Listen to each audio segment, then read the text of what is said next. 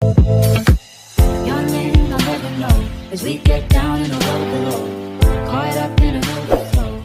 Night ends are gone. Why are you look at me? Set on fire. Halo, Assalamualaikum warahmatullahi wabarakatuh. Kembali ke channel aku, Dian Azra. Nah, di video kali ini kita lagi bahas-bahas soal seleksi kompetensi bidang, khususnya formasi bidan. Tapi sebelum kita ke videonya, klik dulu tombol subscribe di bawah supaya kamu tidak ketinggalan video-video terbaru dari aku dan bunyikan notif loncengnya. Ditunggu ya. Oke, terima kasih bagi kamu yang sudah tekan tombol subscribe di bawah. Langsung saja kita ke soal yang pertama. Seorang remaja perempuan umur 14 tahun datang ke BPM dengan keluhan belum pernah mengalami haid. Hasil anamnesa sakit daerah perut setiap bulan. Hasil pemeriksaan tekanan darah 110/70, nadi 86 kali per menit, pernapasan 20 kali per menit, suhu 36,5 derajat Celcius, tinggi badan 145 cm, berat badan 50 kg, palpasi abdomen tidak ditemukan massa. Infeksi tampak lubang vagina dengan himen kebiruan dan menonjol keluar. Diagnosis apakah yang paling mungkin pada kasus tersebut? A. Amenore, B. Aplasia vagina, C. Atresia vagina, D. Hematometra, dan E. Himen imperforata. Jadi di soal mengatakan bahwa seorang remaja yang umurnya 14 tahun mengeluh belum pernah haid dan setiap bulannya nyeri perut. Lalu ketika diinfeksi tampak lubang vagina dengan himen kebiruan dan menonjol keluar. Jadi kalau kalian mendapatkan soal begini dan dengan tanda dan gejala seperti ini, itu kita curigai dengan diagnosa himen imperforata. Jadi jawabannya itu ialah E. Jadi himen imperforata itu ialah selaput darah yang tidak menunjukkan lubang sama sekali. Oke, langsung saja kita ke soal nomor 2. Seorang remaja perempuan umur 17 tahun datang ke BPM dengan keluhan nyeri haid pada 1 sampai dengan 2 hari pertama. Hasil anamnesa darah haid banyak. Ganti pembalut 3 kali per hari. Hasil pemeriksaan tekanan darah 110/70, nadi 88 kali per menit, abdomen tidak teraba massa. Tindakan apakah yang paling tepat sesuai kasus tersebut? A. Memberikan analgetik, B. Menganjurkan olahraga ringan, C. Menjelaskan fisiologi terjadinya nyeri, D. Melakukan kolaborasi dengan tenaga kesehatan lain, dan E. Merujuk pasien ke fasilitas pelayanan yang lebih lengkap. Di soal mengatakan bahwa remaja perempuan umur 17 tahun dengan keluhan nyeri haid pada hari pertama dan hari kedua. Hasil anamnesa darah haid banyak, ganti pembalut 3 kali per hari, dan ketika dipalpasi abdomen tidak teraba massa. Jadi ini kayak disminor ya, diagnosa disminor karena nyeri haid. Nah, tindakan yang paling tepat untuk menangani kasus tersebut ialah, jawaban yang paling tepat itu ialah B. Menganjurkan olahraga ringan. Karena menganjurkan olahraga ringan seperti jalan kaki misalnya, itu dapat membantu melancarkan aliran darah sehingga nyeri haid dapat segera membaik. Olahraga ringan yang baik itu sebaiknya dilakukan sebelum haid untuk mencegah nyeri haid. Jadi kalian kalau misalnya punya kebiasaan disminor, lebih baik kalau kamu kira-kira kamu sudah mendekati jadwal menstruasi, kamu olahraga ringan supaya ketika kamu menstruasi nanti sudah tidak disminor lagi. Oke, selanjutnya nomor 3. Seorang bidan desa sedang melakukan pengkajian pada desa binaannya. Didapatkan data bahwa di desa tersebut banyak terjadi kasus anemia sekitar 40% dari usia reproduktif. Sehingga banyak yang terjadi kelahiran bayi berat badan lahir rendah atau BBLR. Masyarakat jarang makan ikan atau daging karena daya beli masyarakat kurang. Rencana asuhan apakah yang paling tepat dilakukan pada kasus tersebut? A. Penyuluhan, B. Konseling nutrisi, C. Mencari donatur tetap, D. Pemberdayaan ekonomi, dan E. Pendekatan tokoh masyarakat. Nah, di soal mengatakan bahwa di desa binaannya itu didapatkan data bahwa terjadi kasus anemia sekitar 40% dari usia reproduktif. Nah, karena terlalu banyaknya kasus anemia sehingga banyak kelahiran bayi yang berat badan lahirnya rendah. Lalu, masyarakat memang jarang makan ikan dan daging karena daya beli masyarakat kurang. Pertanyaannya ialah, rencana asuhan apakah yang paling tepat? Jadi kalau jawaban saya itu ialah pemberdayaan ekonomi yang saya akan berikan, asuhan yang saya berikan. Karena di soal, masalah anemia dan BBLR yang terjadi pada kasus tersebut bukan karena masyarakat tidak mengerti pola hidup yang sehat, akan tetapi karena daya beli masyarakatnya kurang, seperti di soal disampaikan begitu. Jadi, ketidakmampuan secara ekonomi kan membuat masyarakat tidak memiliki kemampuan mengkonsumsi makanan yang bergizi maksudnya. Oleh karena itu saya pilih jawabannya D, pemberdayaan ekonomi. Oke, mudah-mudahan kalian satu suara dengan jawaban saya. Kita lanjut lagi ke soal selanjutnya.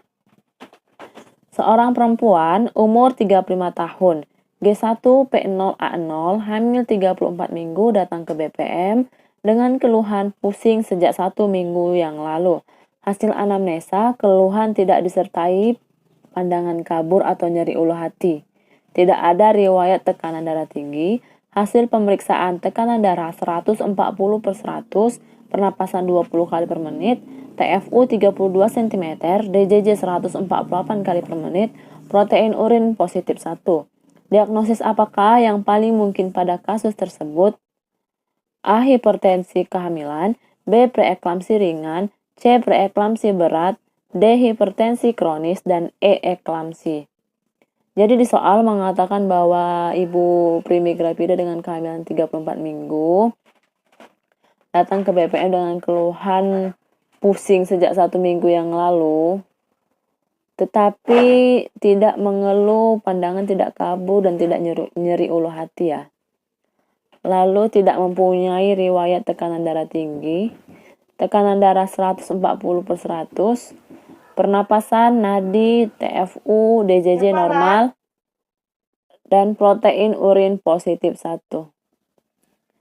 Nah, diagnosis dengan tanda dan gejala protein urin positif 1, tekanan darah 140/110, kita diagnosa sebagai kasus patologi preeklamsi ringan. Jadi jawabannya ialah B, preeklamsi ringan. Karena kalau seandainya kita jawab hipertensi kronis itu tidak, karena riwayat hipertensi di soal mengatakan tidak ada, jadi bukan hipertensi kronis. Lalu tidak juga hipertensi dalam kehamilan, karena protein positif. Kalau seandainya kita pilih hipertensi kehamilan itu protein urin negatif ya. Dan biasanya itu terjadi di usia kehamilan 20 minggu. Lalu kalau kita jawab preeklamsi berat juga tidak, karena tanda dan gejala preeklamsi berat itu tekanan darah 160/110 dan protein urin itu positif 2. Kalau kita jawab eklamsi juga tidak, karena eklamsi itu kejang. Di soal tidak ada mengatakan bahwa dia kejang. Oke, langsung saja kita ke soal selanjutnya. Seorang perempuan umur 26 tahun G1P0A0 hamil 30 minggu datang ke BPM dengan keluhan tungkai bengkak sejak 2 hari yang lalu. Hasil anamnesa tidak ada keluhan pusing. Hasil pemeriksaan tekanan darah 110/80, nadi 80 kali per menit, pernapasan 20 kali per menit, suhu 36,6, TFU 28 cm, DJJ 148 kali per menit, protein urin positif. Rencana asuhan apakah yang diberikan pada kasus tersebut?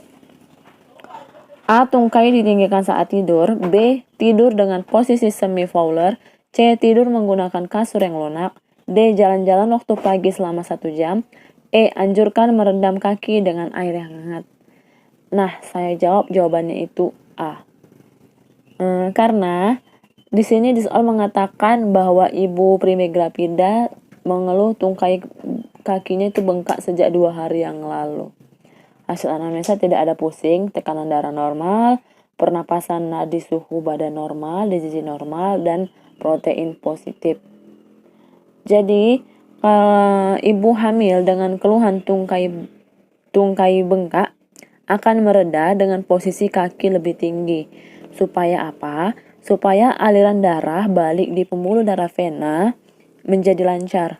Karena fisiologisnya itu klep pembuluh darah pada ibu hamil, tonus ototnya melemah akibat pengaruh hormon progesteron.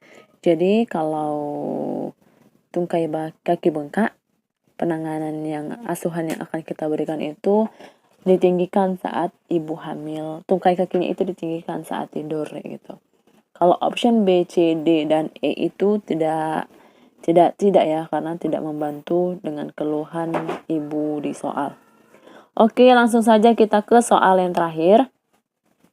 Seorang perempuan umur 23 tahun, G1P0A0, hamil 35 minggu, datang ke BPM untuk memeriksakan kehamilannya. Hasil anamnesa cemas menunggu persalinannya. Hasil pemeriksaan tekanan darah 110/80, nadi 80 kali per menit, suhu 36 derajat Celcius, pernapasan 20 kali per menit, TFU 32 cm, presentasi kepala DJJ 140 kali per menit. Pendidikan kesehatan apakah yang tepat pada kasus tersebut? A. Penerimaan dini, penerimaan diri, B. Kebutuhan seksual, C. Tanda-tanda persalinan, D. Teknik pernapasan, dan E. Adaptasi psikologis trimester 3. Nah, di soal mengatakan bahwa ibunya hamil 35 minggu, berarti trimester 3 dong ya. Lalu pemeriksaan kehamilan, hasil anamnesa cemas menunggu persalinannya. Jadi ibunya kayak udah depresi gitu untuk menunggu persalinannya. Hasil pemeriksaan tekanan darah normal, nadi normal, pernapasan normal, DJJ normal, presentasi kepala jadi normal ya. Nah, pendidikan kesehatan apakah yang tepat yang ditanya di soal? Saya jawab di sini adaptasi psikologi trimester 3. Kenapa saya jawab Karena pada seorang ibu hamil trimester 3 akan mengalami pembebanan psikologi terkait persalinannya akan normal.